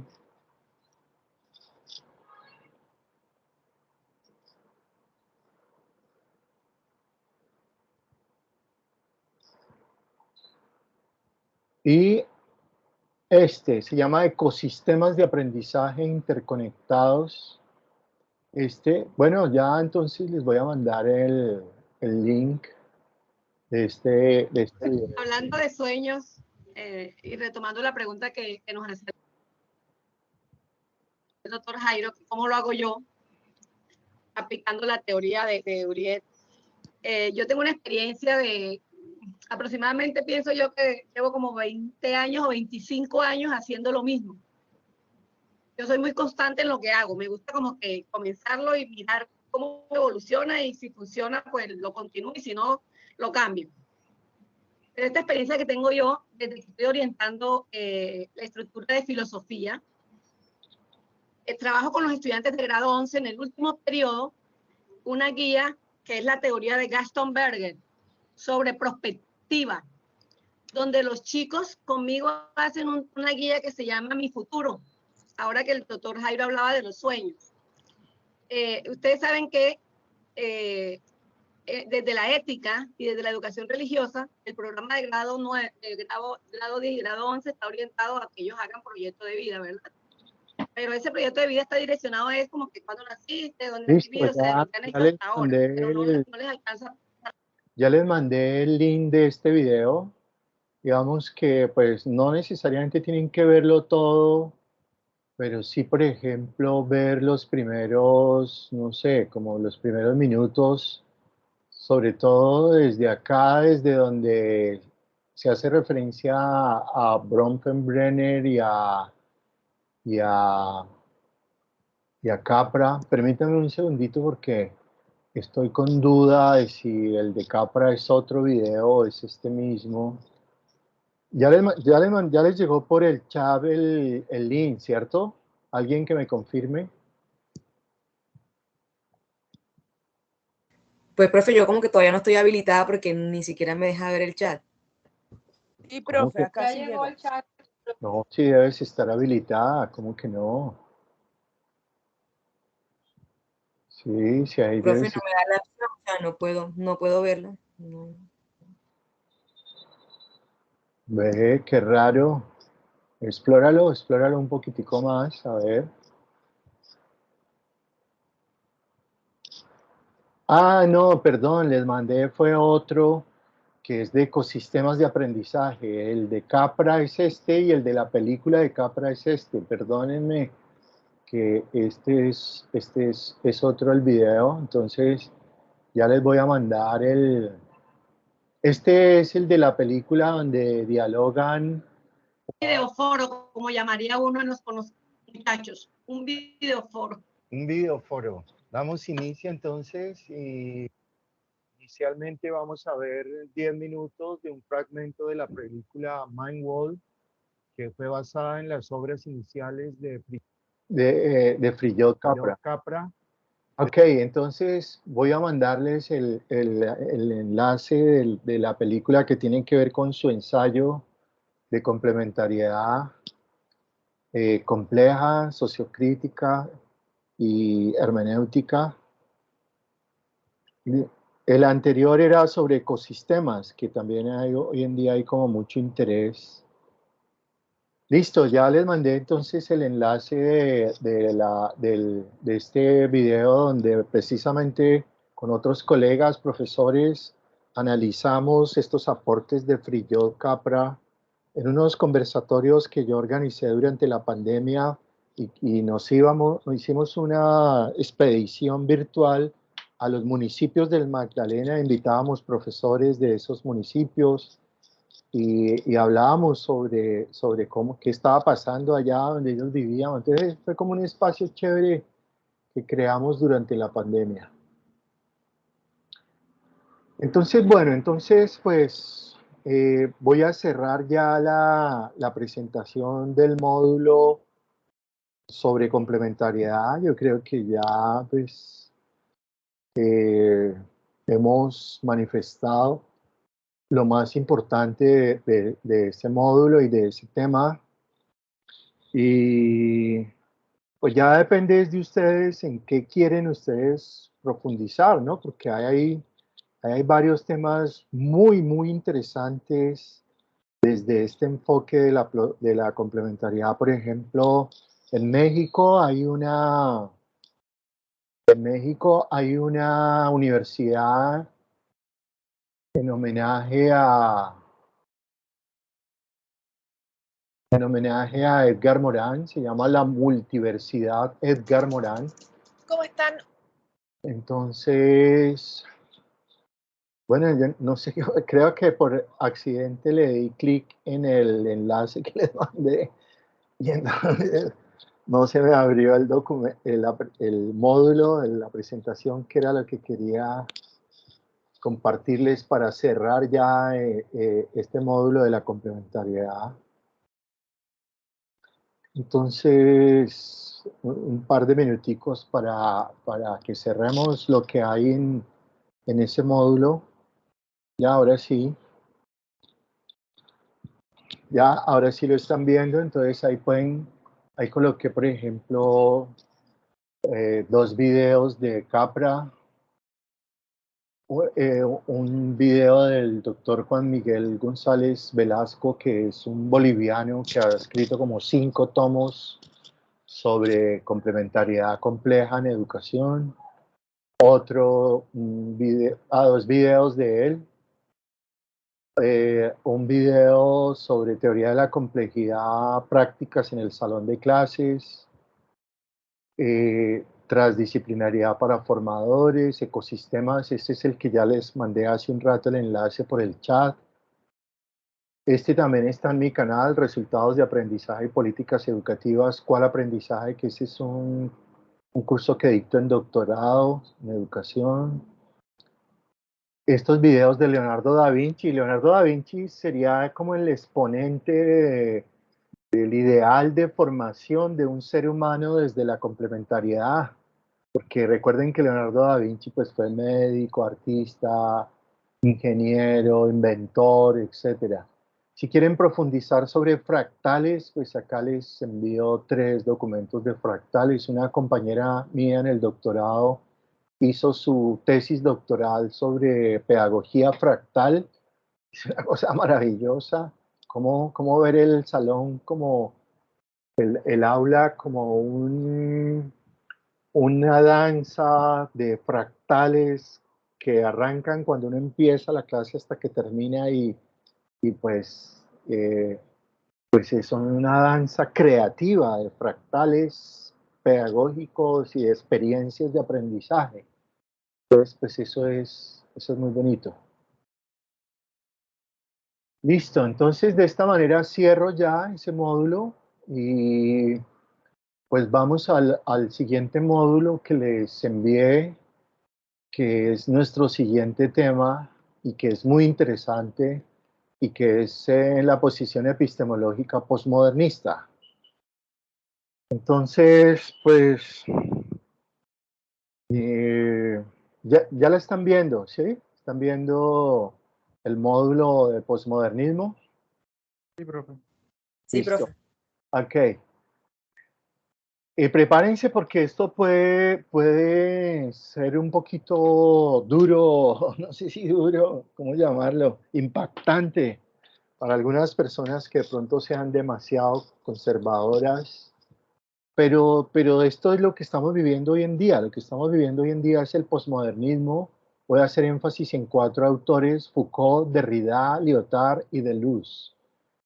No voy a ponerme a hablar de las 78 diapositivas que hay en este módulo y solamente pues hablar de lo más básico, y es que, por ejemplo, Foucault dice que el conocimiento científico que tenemos es el que el poder político, el poder económico ha permitido que nosotros tengamos. Entonces, el conocimiento predominante lo define cada persona de manera autónoma dentro de una historia única, con un lenguaje único, o cómo es que llega uno a tener el conocimiento que tiene. Esa es una pregunta. Y ahí hay otras preguntas sobre si nuestros conocimientos son infundidos sin violencia o con violencia, con autoritarismo o en democracia. Y las universidades, el tema del foro es sobre la fragilidad de la democracia en las universidades, porque tenemos representantes, democracia representativa, que representan poco, y democracia participativa porque nos llaman a reuniones y ya llevan decidido lo que van a decidir, hacen el amago de que hay participación y terminan decidiendo lo que ya llevaban decidido. Entonces eso es una poca democracia participativa, frágil democracia participativa.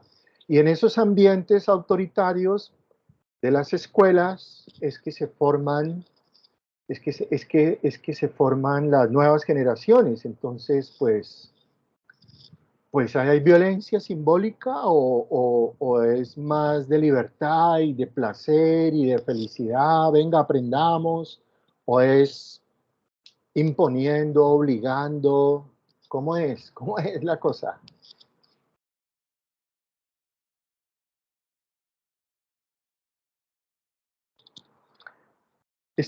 La última pregunta de esta página, si fracasó la razón y los planteamientos de la iluminación y la ilustración.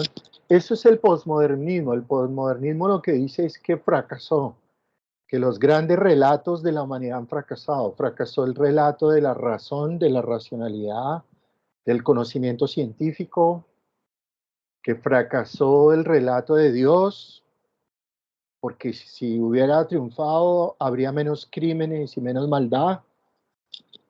Fracasó, hay 4 grandes metarrelatos que para los posmodernistas ha fracasado. Fracasó el Estado y fracasó la idea de progreso, de que vamos siempre progresando, ¿no?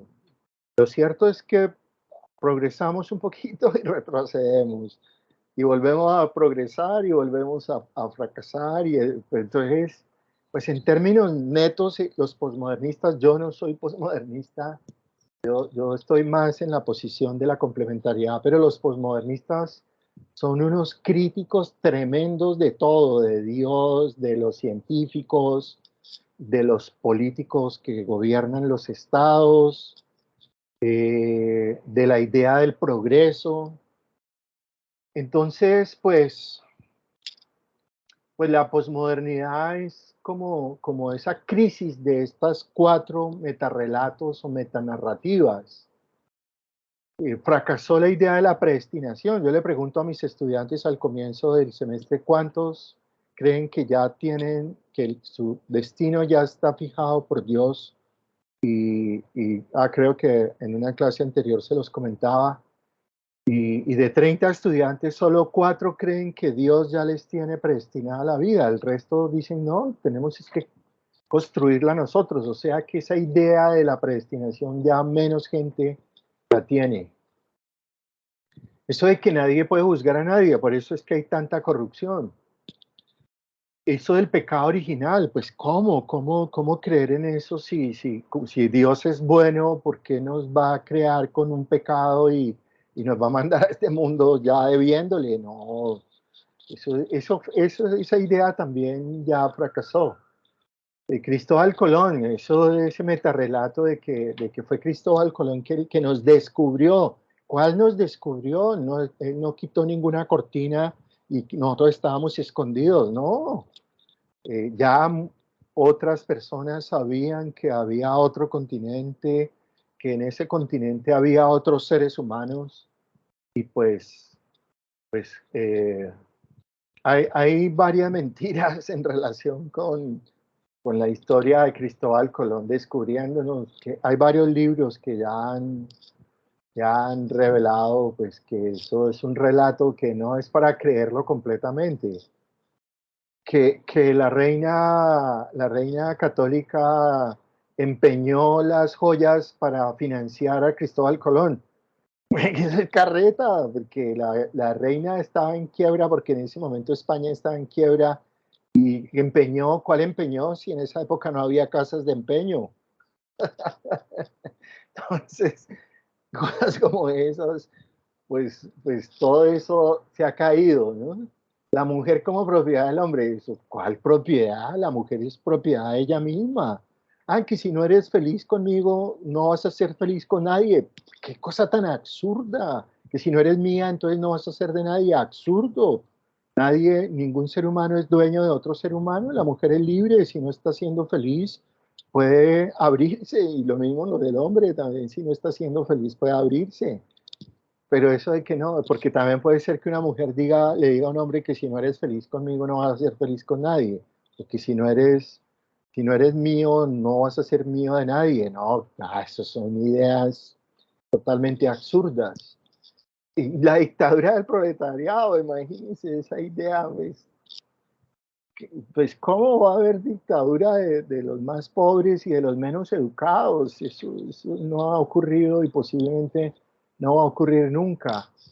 La existencia de clases sociales, ¿cuáles clases sociales? Y a veces se encuentra uno con personas que viven en viviendas de estrato 1, que se sienten que están viviendo en viviendas de estrato 6 y aparentan. Entonces, ¿cuál es la clase social de esa persona?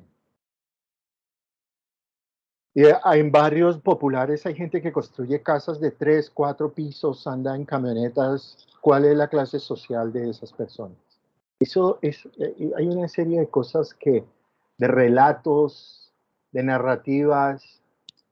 Eso de que si los ricos se vuelven más ricos van a ayudar a los más pobres, que esa es la principal idea del capitalismo o del neoliberalismo.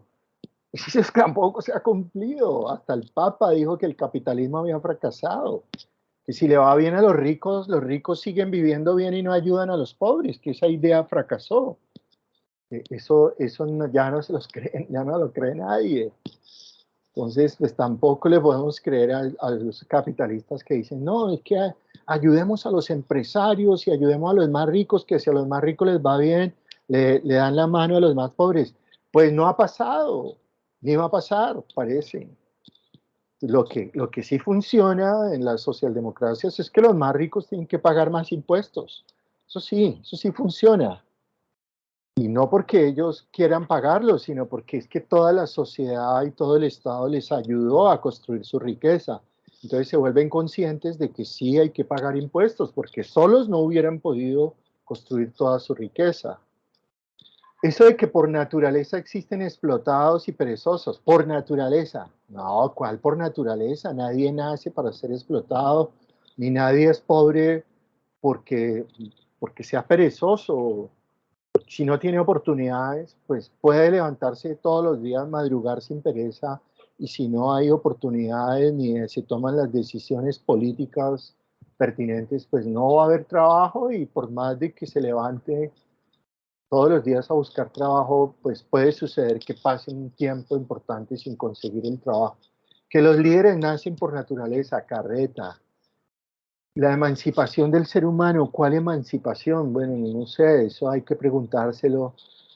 Que solo hay mujeres y hombres, y que Dios nos creó a todos como hombres o como mujeres. Eso también fracasó, eso es carreta. Primero porque desconocen que hay seres humanos que nacen como hermafroditas, hay seres humanos que nacen sin ninguno de los órganos sexuales desarrollados completamente. Bueno, hay muchos casos biológicos de nacimientos de seres humanos con distintas características, y bueno, pues eso también fracasó. Todas estas ideas fracasaron. Que solo Dios decide, que Dios haga su voluntad. ¿Y cómo va a hacer Dios su voluntad si me quedo durmiendo y no hago nada para esforzarme para progresar? Pues, ¿por qué vamos a meter a Dios en eso? Entonces, si Dios quiere, si es la voluntad de Dios, pues esto viene desde los esenios, que era la tribu a la que pertenecía Jesús, y hoy todavía sigue habiendo gente que dice que lo que Dios decida, pero ¿cómo así que lo que Dios decida? No, ¿tú qué quieres decidir? ¿Qué quieres hacer con tu vida? Y bueno, si crees en Dios y uno le dice, Dios, ayúdame, yo quiero esto, ayúdame si me conviene, bueno, eso ya es otra cosa, pero uno es el que tiene claro qué es lo que debe decidir y qué es lo que debe hacer. Que la voluntad de Dios es que siempre hubiera pobres, carreta, ¿de dónde sacaron eso? Eso no dice en la Biblia ni en ninguna parte. O que la voluntad de Dios es que debían haber colonizados y colonizadores. No, pero ¿cómo? ¿De dónde? Que era la voluntad de Dios que vinieran a matar indígenas, a cometer el genocidio y a llevarse el oro de América Latina. ¿De dónde sacaron que Dios quería eso? Que la razón es más importante que la emoción. Pues la razón nos lleva a la emoción. Pero las dos son importantes. Ninguna es más importante que otra. Etcétera. Entonces los posmodernistas, para sintetizar, dicen eso, dicen, todas estas ideas han fracasado. Entonces, pues por eso estamos acabando con el planeta, porque también esa idea de extraerle al planeta, al ambiente, a la naturaleza, extraerle el oro y acabar con los árboles, pues acabamos con el oxígeno, nos estamos matando por esas ideas. Entonces los posmodernistas en algunas cosas tienen razón, hay otras donde pues ya exageran el cuento.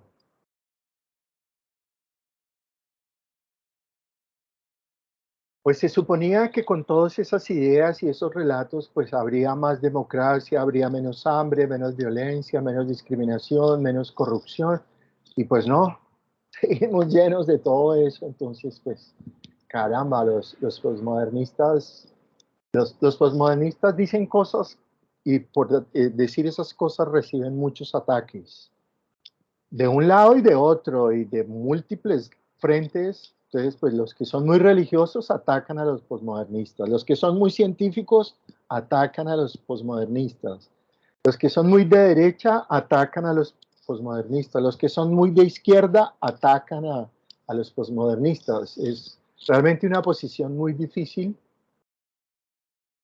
porque se atrevieron a retar, a desafiar a todos los demás, a decirles, venga, esto no podemos seguir pensando que la ciencia es la que va a resolver todos los problemas, o que las religiones son las que van a resolver todos los problemas, o que los partidos de izquierda son los que van a resolver todos los problemas, o que los partidos de derecha o de centro son los que van a resolver todos los problemas. No, eso no es cierto.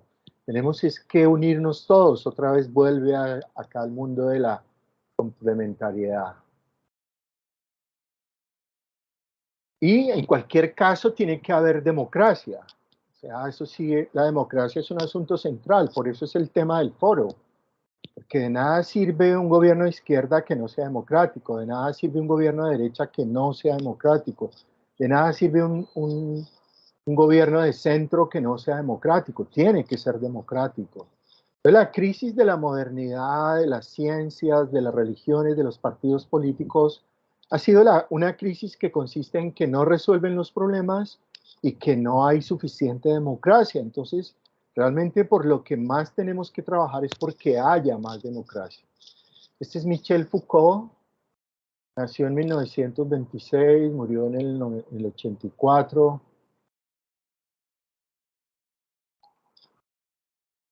Dice que todos los conocimientos que tenemos vienen de los desarrollos históricos y de la manera como el poder ha influido para que el conocimiento y el saber que tengamos es el que tenemos.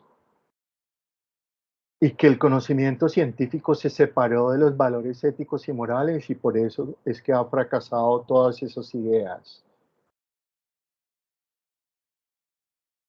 Dice que nos han convertido en sujetos al servicio de lo que quieren los que más poder político tienen.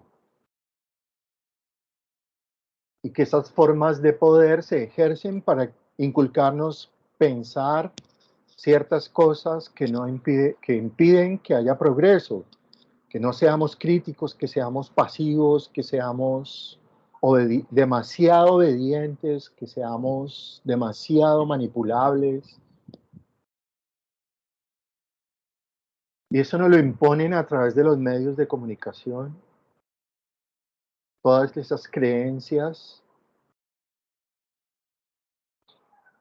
y ha llevado a unos tratos que son inhumanos, ¿no? Entonces, por ejemplo, personas de la población LGTBI que entonces dicen que están en locas, ¿no? ¿Cuál locas? Y que quieren llevarlas a hospitales psiquiátricos, pues ¿por qué? Y algunos religiosos dicen que hay que practicarles exorcismos. Y hay profesoras que dicen que tienen el demonio adentro, los de la población LGTBI. Pues todas esas cosas son absurdas. Los miembros de la población LGTBI Merecen todo nuestro respeto porque esa es una decisión acerca de sus preferencias. Los que somos heterosexuales, pues tenemos otras preferencias, pero eso no nos hace ni más ni menos que los hermanos de la población LGTBI. Hay que respetarles todos sus derechos y no someterlos a tratamientos crueles como esto que se refiere acá. Y bueno, y que hace poco también volvieron otra vez a hablar de disque tratamientos psiquiátricos para población LGTBI. A veces encuentra uno mujeres lesbianas que tienen más valores éticos y morales y son más cuerdas que otras personas heterosexuales que son malvadas. Hay de todo, en todo hay de todo. Entre los que somos heterosexuales, pues se encuentra también de todo. Y en la población LGTBI, pues también se encuentran personas con distintos valores. Pero no por ser heterosexual, no, perdón, no por ser que alguien pertenezca a la población LGTBI, quiere decir que es anormal o enferma o que es inferior, ¿no? Hay mujeres lesbianas, hoy se alquilan vientres, se vuelven mamás de 1 o 2 hijos, crean una familia y es una familia que funciona con valores éticos y morales extraordinarios. Son personas que no se hacen daño a sí mismas ni le hacen daño a los demás. Entonces, venga, como ¿por qué vamos a decir que están locas? ¿Locas de qué? Si antes son ejemplares. Entonces, pues, bueno, el mismo Foucault pertenecía a la población LGTBI y hizo un gran aporte a toda la humanidad con sus ideas. Entonces, pues, para que ustedes lean estas diapositivas son muy interesantes, cómo según Foucault nos disciplinan para que seamos sumisos, callados y que creamos que los conocimientos que tenemos y los saberes que tenemos son los correctos y que los de los demás son los equivocados. Esta idea de que, según Foucault, ya como no le tenemos miedo a la muerte, entonces nos empezaron a manipular metiéndonos miedo a vivir con alegría, a vivir con placer, a vivir con felicidad. Entonces, es el poder sobre la vida le llaman el biopoder. Entonces ya a la gente se le manipula no diciéndole, no amenazándole a que la van a matar porque la gente ya no le tiene miedo a que la maten, sino que le van a hacer la vida imposible, que le van a hacer la vida difícil. Entonces, pues claro, eso es mucho más duro porque te mueres y ya, se acabó. Pero si mientras estás en la vida te hacen la vida difícil, eso es mucho más complicado.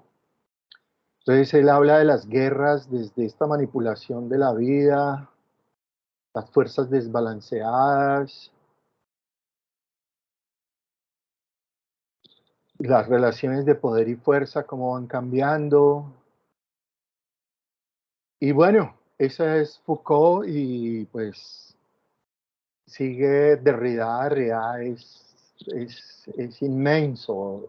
Para aprovechar en un minuto de decir algo de Derrida, en pocas palabras, Derrida dice que el lenguaje es como una torre de Babel, que todo lenguaje se puede desbaratar, todo discurso se puede desbaratar.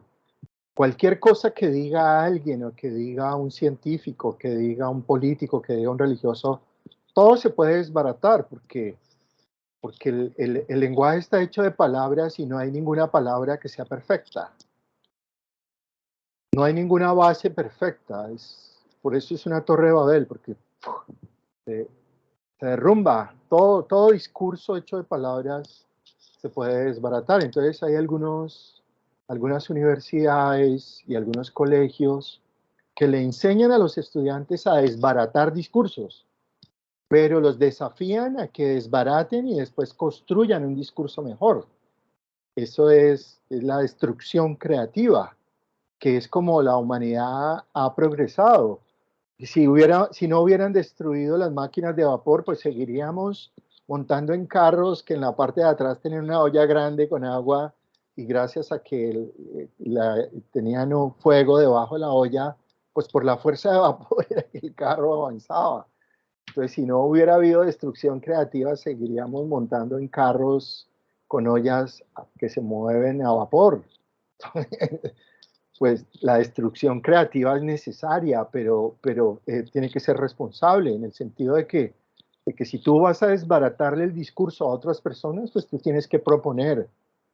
Por eso es que ser crítico es muy difícil y a la vez es muy importante, porque si tú criticas algo y te dicen, sí, tienes la razón, esa crítica es válida, ¿qué nos propones? Y tú no propones nada, pues no, oye, como aquí solo vienes a criticar, no, gracias. Entonces sí hay que criticar, pero de manera propositiva. Criticar y proponer. Entonces, acá con Derrida uno entiende, y los invito a que lean estas diapositivas. Escribió 40 libros Derrida, que aprendan a deconstruir y que aprendan pues este aporte tan importante de Derrida. Luego viene Lyotard. El gran aporte de Lyotard es que nos recuerda que hay muchas situaciones que no las podemos representar en palabras, ¿no? Son difíciles. Por ejemplo, el infinito. ¿Eso cómo lo escribimos en palabras? El cielo, el paraíso, ¿cómo eso lo ponemos en palabras? Eso es supremamente difícil. Hay muchos fenómenos que no podemos representar bien en palabras.